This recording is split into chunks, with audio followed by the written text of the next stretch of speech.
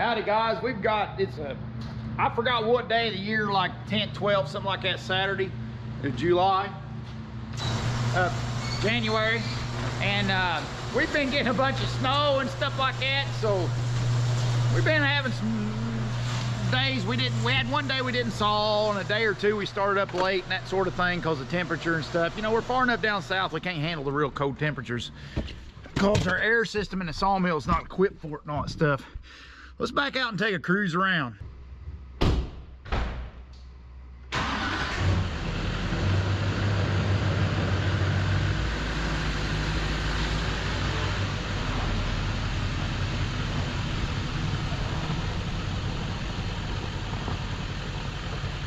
Temperature's warming up a little bit. This snow is going to start melting off a bit, but we're going to get frozen ground first part of the week. So all in all, in the woods and all that stuff, this snow is going to be around a while.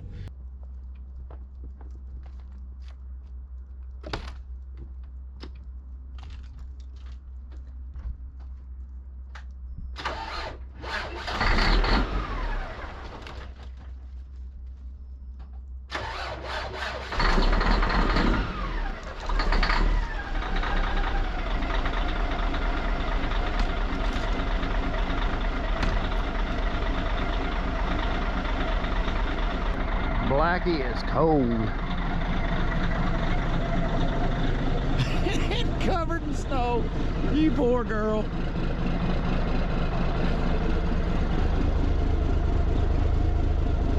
You got daggone ice pickles all over it.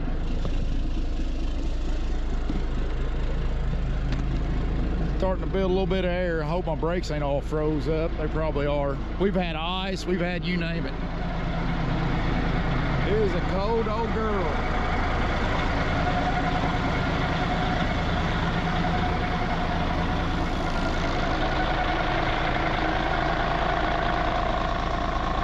It's pretty out. Everything's got ice all over it. It's pretty out.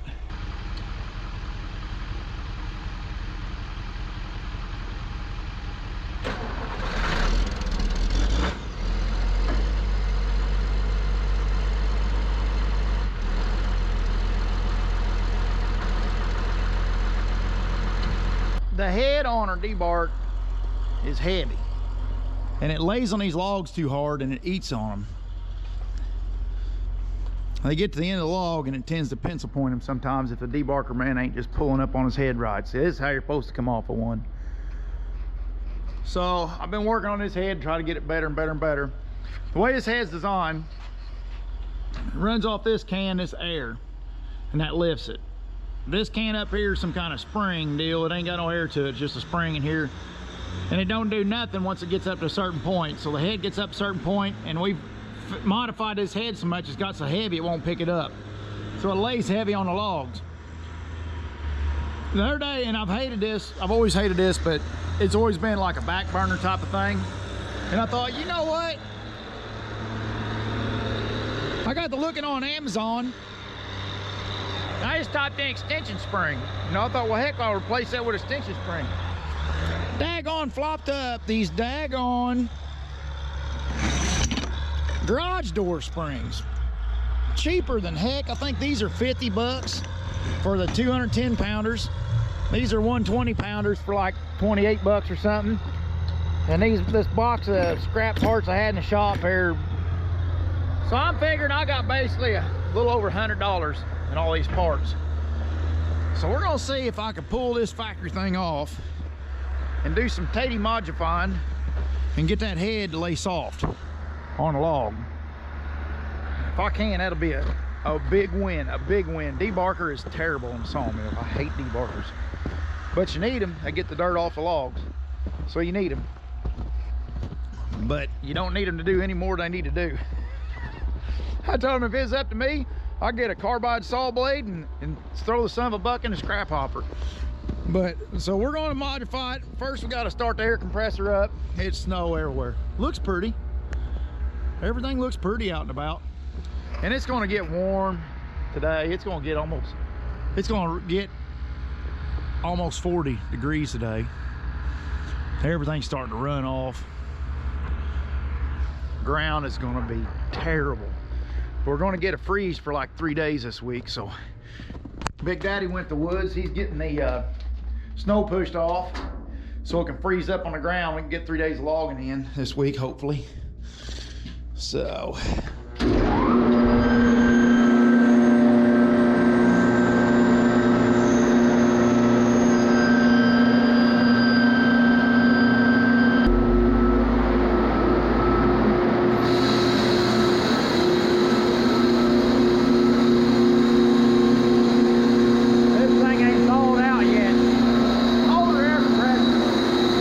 Raised the head up, got the head up, so I contracted this cylinder.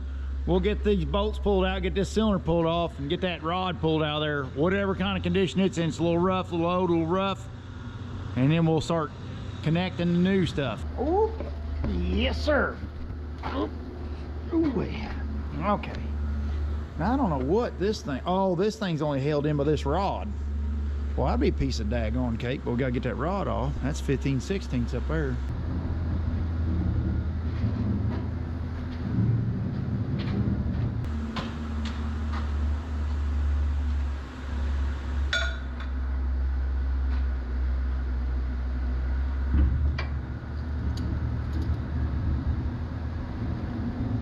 A lot of this equipment in a sawmill, our sawmill was built, Big Daddy built this mill back in the 90s, and it's a little different time.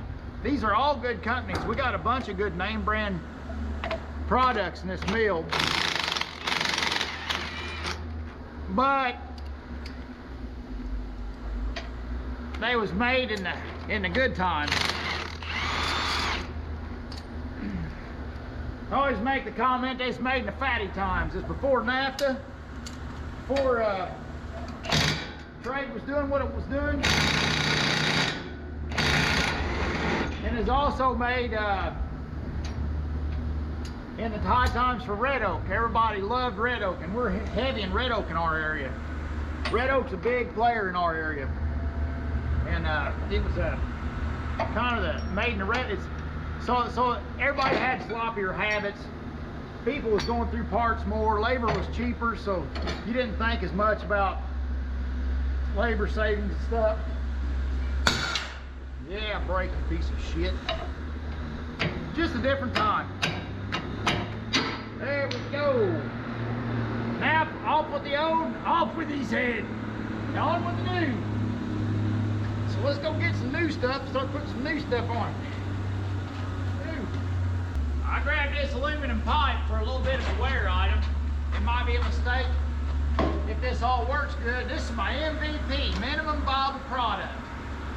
If this all works, I'll get the good stuff later, like brass and things of that nature, to properly do it upright. But for now, we're doing an MVP, minimum viable product, which is cheap stuff from the shop. And I'm gonna have to modify these springs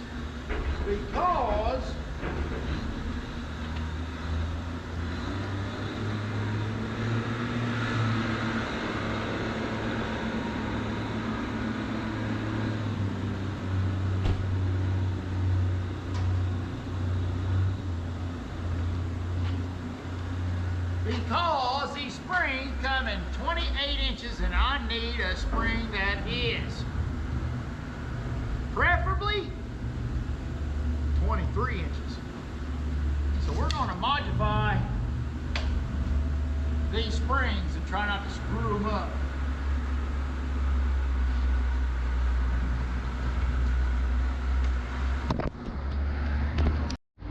Okay, so what we need is a tape measure. Of course, I left it in the truck.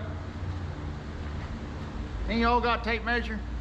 Okay, we're gonna go for 23 inches. So we're gonna cut it off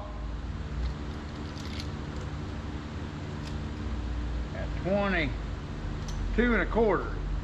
Let's try one and see. Make a prototype.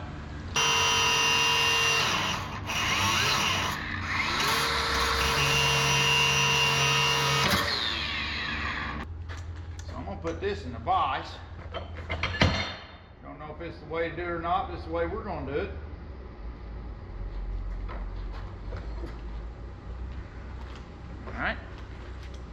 put a little cherry on him. I'm gonna pluck him over.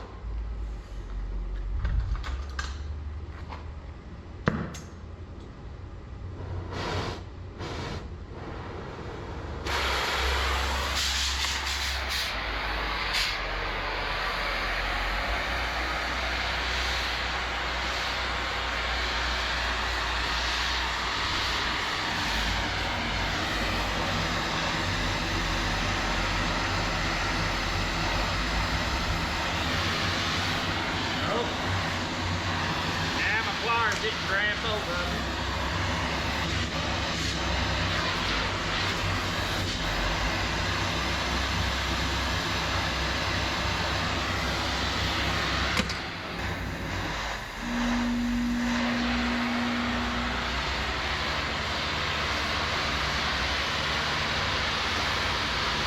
That's about what they got.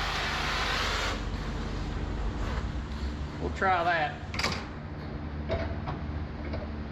Something close to what they got from the factory. So now we got a shorter spring.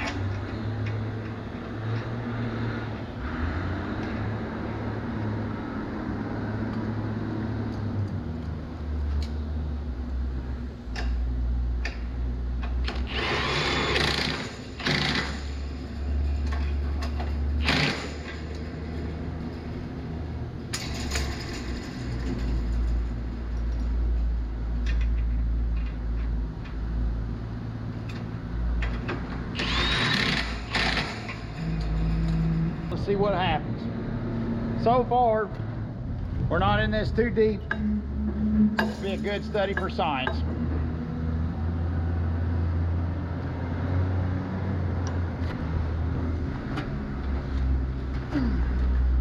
This head, usually it'd fall and you can't hardly get it raised up. We'll just see if it's lighter. See if it's a little lighter. And I got more heavy springs coming because I kind of figured we'd commit to it a little bit farther, because I'm pretty sure it'll work. Something along this lines will work. See what she does.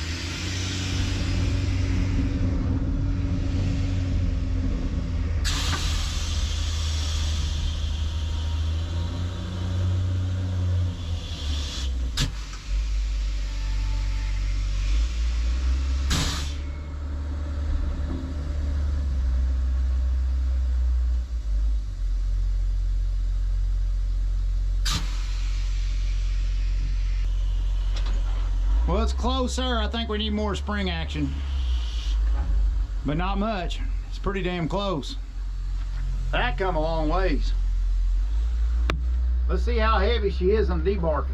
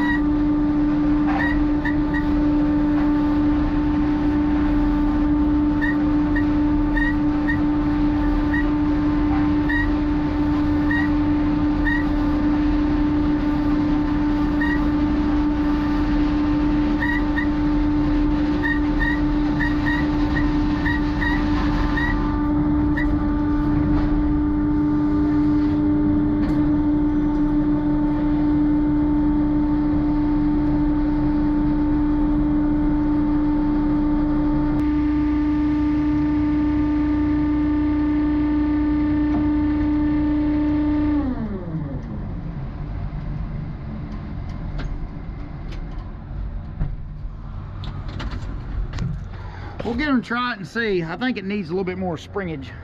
I think I need to put another heavy spring or two on there. At least one more heavy one.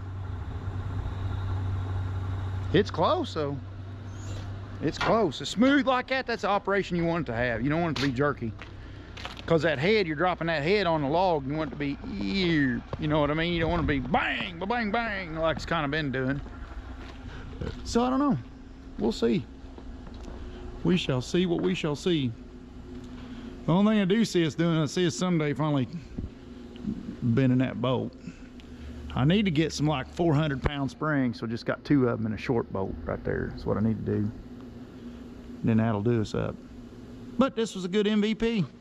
Gets us started, gets us going. Gets the studying done. I like it. Poor Blackie, just covered in it. Just covered in it. Poor old girl. Just covered in the poor stuff.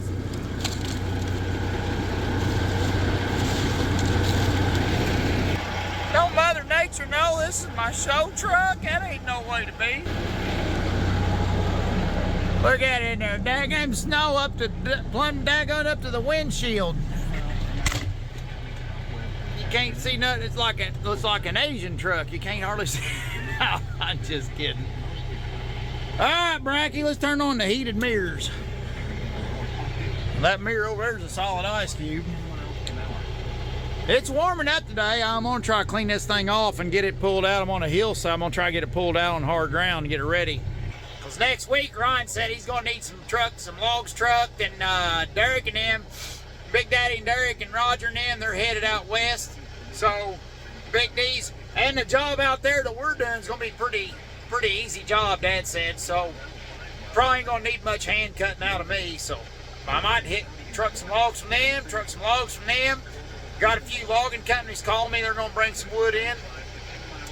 My only thoughts are bring on the wood. We need it. Here we are. We got, it's a few days later, quite a few days later actually. This is almost the end of January, and we've got some heavier springs for it. And the idea is I want to get the head light enough to where them shoes on each side of the head there, them's wear shoes, and they ride, the head rides on them shoes to keep it out of the bark, keep it out of the log.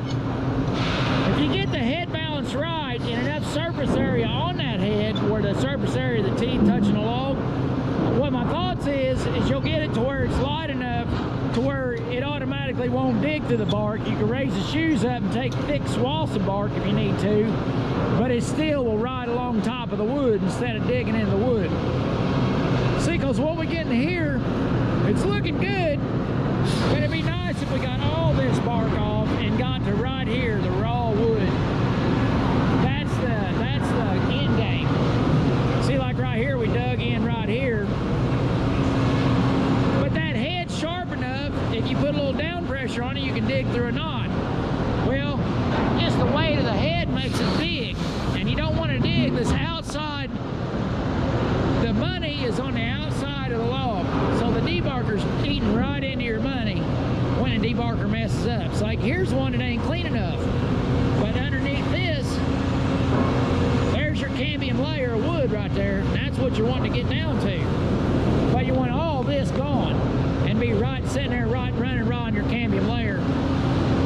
That's when your debarker's perfect. And they're going, Nate and the guys down there at Beaumont Lumber now, they got their stuff figured out on that. I was really impressed. I'll show you a couple. There's Jason James sawing. There's Perry. And he's got on the side of this cab. That's what he's going by, right on the side of the cab. See it up there on the cab right there?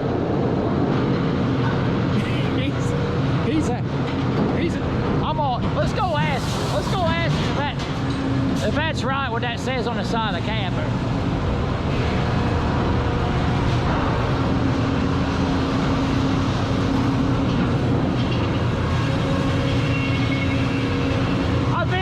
I'm recording. Logs look good. You didn't sign no papers? No. Okay, we're not allowed to show John because he didn't sign no papers. I can make you read your lead you up there. Alright, there's it. I was making a recording for the Debark, for Logger Wade. For the Debark, that's how it's pronounced, right? Logger Wade. And then I was coming through talking to them, picking on you, and then on the side of the cab there's a sign that says something on the side of the cab. I thought opportunity of $1 if you can get it. There's a sign. Says what? What is the sign? There's a sign on the side of the cab. Says Wade did it. No, it started with an M. AM. Yeah, it said moron. Moron. That's what it says on the cab. Yeah, Cody wrote that on there with an arrow pointing up. There's an arrow pointing down. Down. Yeah. This is down there. I can't put that on there now. I can't bash YouTube.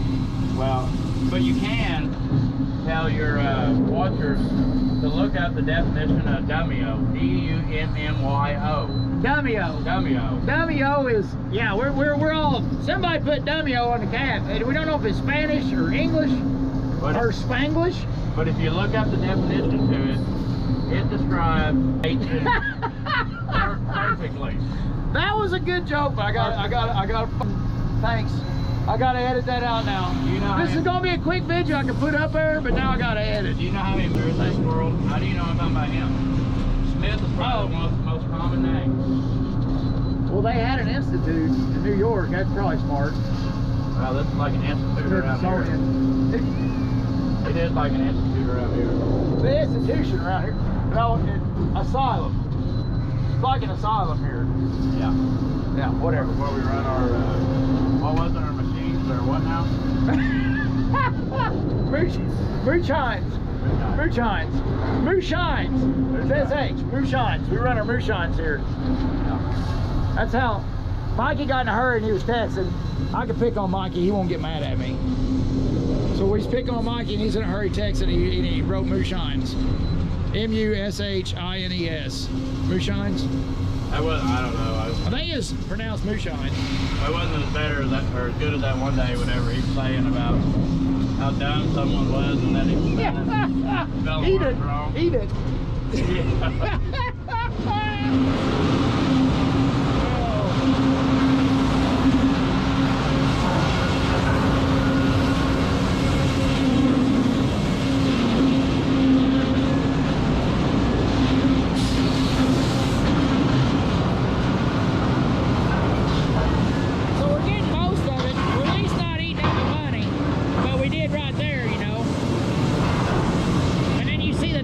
Chew the knots off first before you start. So the reason for the head being sharp is it can cut through them knots. Now a lot of debarkers has a double head.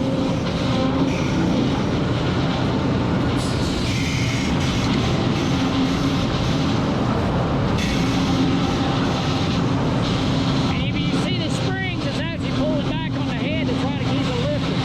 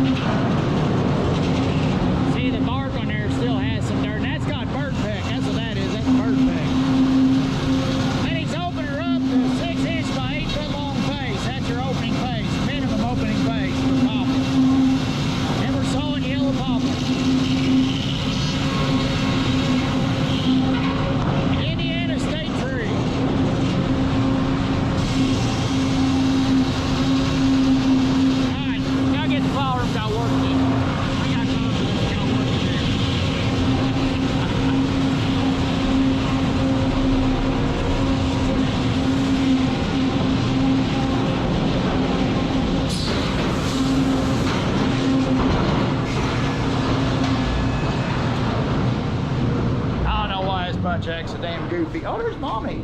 Hi. I was doing a Debark recording. Mommy's got the grinding I'm wheels. just cleaning. I'm gonna sell these. Mommy, why'd you order so many grinding wheels? Well, I wasn't gonna bring that up.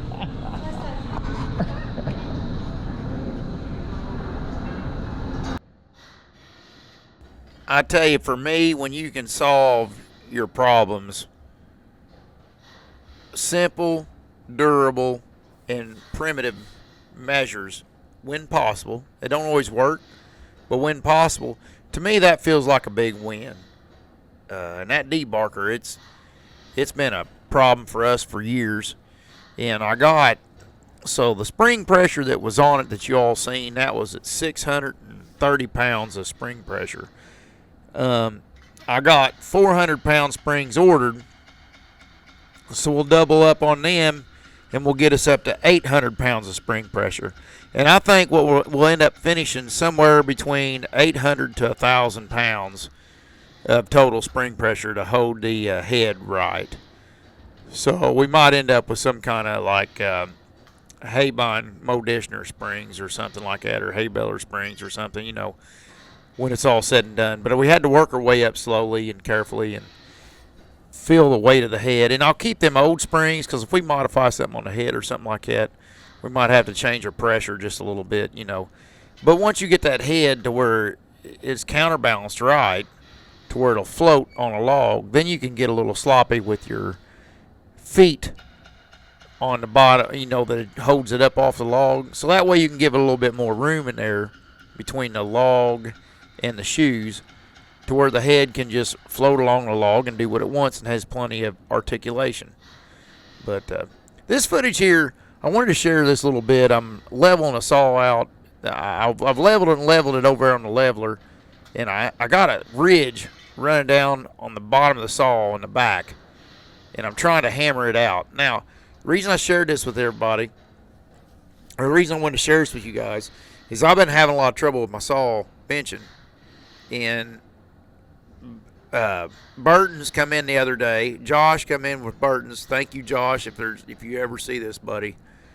And he helped me out and taught me a bunch, and gave me the missing potion that I was missing on my benching, because I was making cracks. I was not taking leveling serious, and I'd end up benching sections of band that wasn't level. It's probably a beginner's mistake, but for some reason I had made that mistake for a while, and it never showed up too much because Rickenball was always covering me. But Rickenball's had some family issues and stuff like that at home, and he's been missing quite a bit of work the past month and a half, and I've been doing a lot more in the file room than I usually do. Well, the band started cracking because I was not doing my job properly. Well, Josh come in, straightened me out, and I'm sharing this because this is just me being proud of. This is just me being proud. The only reason I'm showing you guys is getting that saw level, and you can see how light the saw looks as I'm working on things, and how flexible it looks. I had the saw where it was rigid. It wasn't responding right. It wasn't light to lift. You know, it just had too much tension and just wasn't level. It just had wrinkles in it, you know. And getting them wrinkles flat and leveling that saw out completely level, completely flat,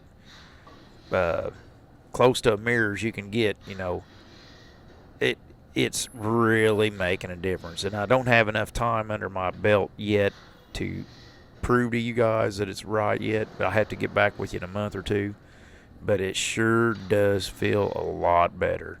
And Rickenball's experienced. He's been filing saws for 15, 20 years or better, and he says I got it now.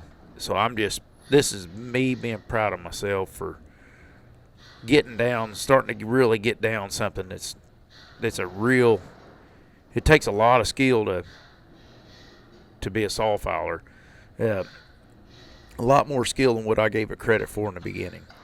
But once you start getting it, and once it starts coming to you, man, it is, to me, it's just as addictive as timber cutting. I mean, this is addictive to me.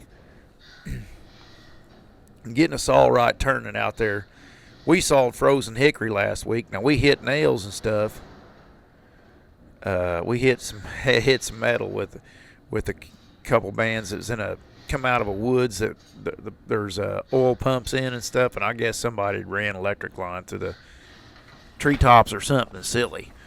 And then what they didn't get metal in that, they got some bullets in there, and we hit some metal strikes with some, looked like 308 with full metal jacket, you know. So we've hit some of that stuff too. But what I'm getting at is to saw frozen hickory, and even with the nail strikes, and get along as good as what we got along on that hickory, to me just tickled me pink. So. And this is one of the bands that this band had sawed hickory. The band that I'm working on right now, it sawed frozen hickory for 4 hours, and is still behaving that good. So, and now what I'm doing is benching it. I was leveling it with the hammer earlier on, and now I'm benching it. I'm putting the tension, checking teeth, putting tension in, and checking the tire lines, making sure the back's right. And then the next step after benching the band would be sharpening it. But I want to thank you all for everything. And anybody got any ideas on that Debarker head, you can put in the comments down below. I'll read these comments good on this video and see what you all come up with. See if y'all, you know, a guy could solve it with air because that's an air cylinder. A guy could solve it with a regulator and lift on the air side of that cylinder. But it just seems to me like springs are dumb, foolproof, reliable, and if anything ever messes up on the springs, it's right there in the open. You can look right at it. If you got a spring hanging off the buggy, well, you know you got your spring broke, you know, or something to that nature. But let me know. Thanks, everybody, and have a good one later on.